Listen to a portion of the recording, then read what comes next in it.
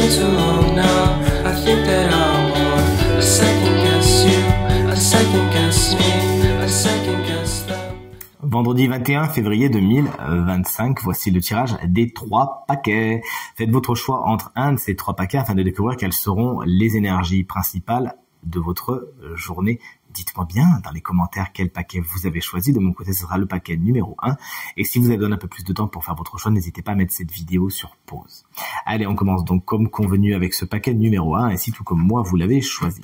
Il est composé des énergies suivantes. Une transition est à l'œuvre et c'est pour le mieux.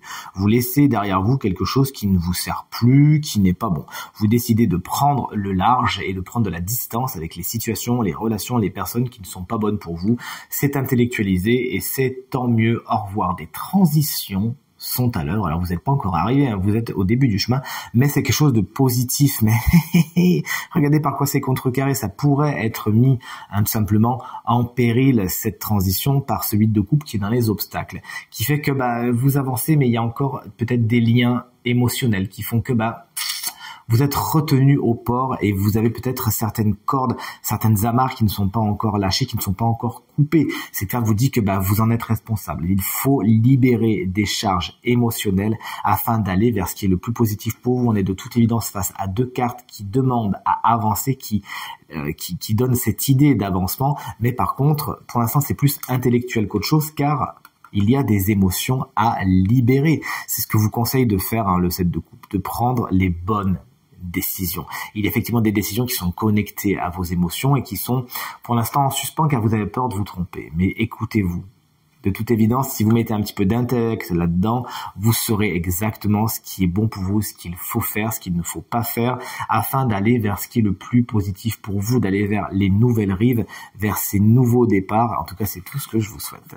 Le paquet numéro 2, si vous l'avez choisi, est composé des 3 énergies suivantes. Le 6 de coupe, dans les aspects positifs, vous explique que le passé se réinvite à votre table, mais dans le sens d'une nostalgie heureuse. Des bons souvenirs sont là, vous retrouvez des personnes que vous n'avez pas vues depuis longtemps, vous les avez au téléphone, vous les voyez, des vieux amis, des vieilles connaissances, quelque chose de chaleureux et émane de cette carte, qui nous parle également d'une grande générosité. Vous pourriez vous-même être particulièrement généreux aujourd'hui ou recevoir la générosité de ceux que vous aimez. Le 9 de coupe dans les obstacles vous dit que pour certaines situations, vous pourriez avoir le syndrome du glouton, à savoir avoir peut-être un petit peu trop gros yeux que gros ventre. Vous êtes dans une certaine forme d'insatisfaction car vous n'avez pas exactement ce que vous voulez. Bon, concrètement, cette carte vous rappelle que vous avez déjà beaucoup, que déjà c'est déjà génial ce que vous avez et que si vous savez en profiter, eh bien, cette frustration, elle disparaîtra. C'est d'ailleurs ce que vous conseille ce roi de coupe. Accueillir vos émotions, en faire quelque chose. Aujourd'hui, vous avez besoin d'acter votre sagesse. Toutes les expériences, notamment du passé, ont une importance aujourd'hui et vous pourriez acter certaines leçons. Pourquoi pas la leçon du 9 de coupe lorsqu'il est dans les obstacles, faire preuve de gratitude. Et d'ailleurs, ça peut être quelqu'un qui vous aide à comprendre tout cela. Le roi de coupe, c'est que ça peut être un conseiller, souvent signe d'eau, cancer, scorpion ou poisson, quelqu'un de sage, que ce soit quelqu'un par l'âge ou pas, car ne dit-on pas que la sagesse n'attend pas le nombre des années, et qui saura vous donner les bons conseils et vous aider à avancer vers ce qui est le plus positif pour vous, une personne importante de votre journée. Et enfin, le paquet numéro 3, si vous l'avez choisi, est composé des 3 énergies suivantes. Génial. La reine de coupe, la femme, la compagne de ce roi de coupe, c'est votre énergie positive. Alors aujourd'hui, autant vous dire que vous savez accueillir les émotions comme il se doit. Vous vous écoutez, vous êtes à l'écoute de ce que vous ressentez, de ce que votre corps vous dit, de ce que votre cœur vous dit. Et autant vous dire que votre intuition est particulièrement active en cette belle journée. La reine de coupe peut représenter une personne de votre journée, souvent signe d'eau, elle aussi, cancer, scorpion ou poisson. Quelqu'un qui saura être un ou une superbe conseillère qui vous aidera à comprendre vos émotions, à les suivre, à les canaliser. Ça peut même être quelqu'un, un ou une thérapeute.